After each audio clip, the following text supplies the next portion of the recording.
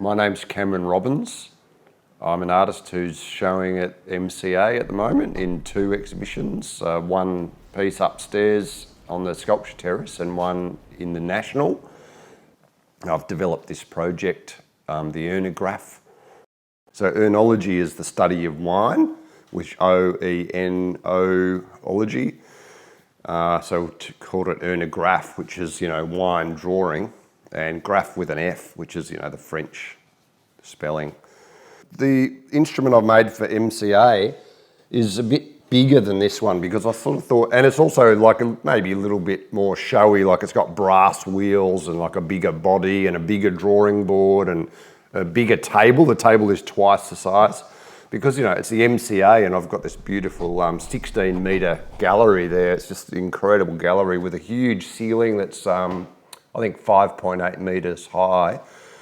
And it's a very wide gallery as well. So there's a huge space there. And I've got a winch mechanism that goes the length of the table. So again, that sort of demonstrates a bit more how it works. It's not such a mystery. So hopefully the audience will be able to see all the different parts and go, okay, that's pulling it along the table, and they will see the drawing and then be able to work it out. I think it's important to kind of give enough clues to the audience so they can work it out if they want to.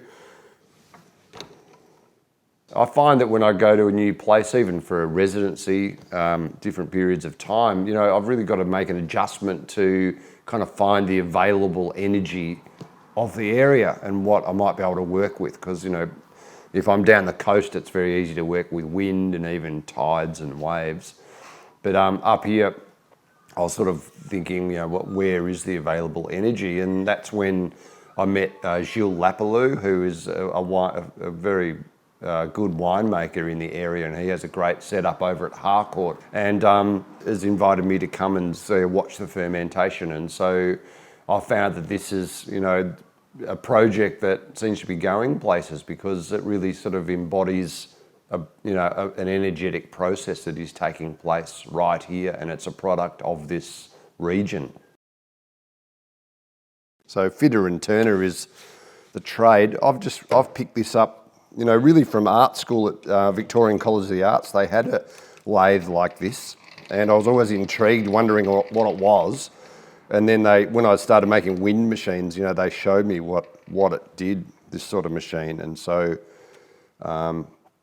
I avoided getting one for years because I thought I'd just become a nerd who made engineering things. But anyway, I've ended up getting one and it's fantastic. I really need it.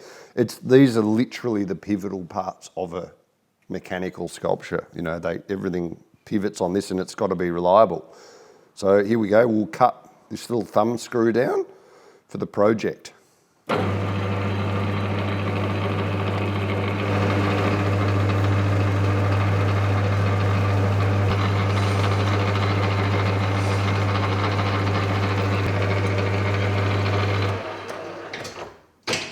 it's certainly fun to do.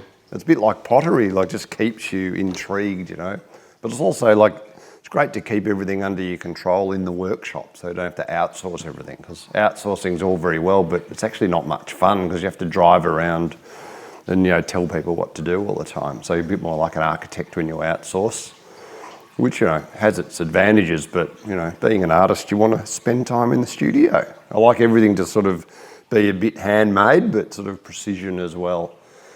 There's two motors in here that are computer controlled, so I have to enter a bit of code to sort of change the speed of the motors, but the motors are incredibly slow.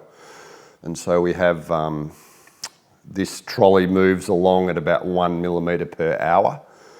So I've got it down to that sort of slowness. And so that means that the drawing can be long duration drawing. So the drawing will hopefully be 170 hours, which is about 6 days.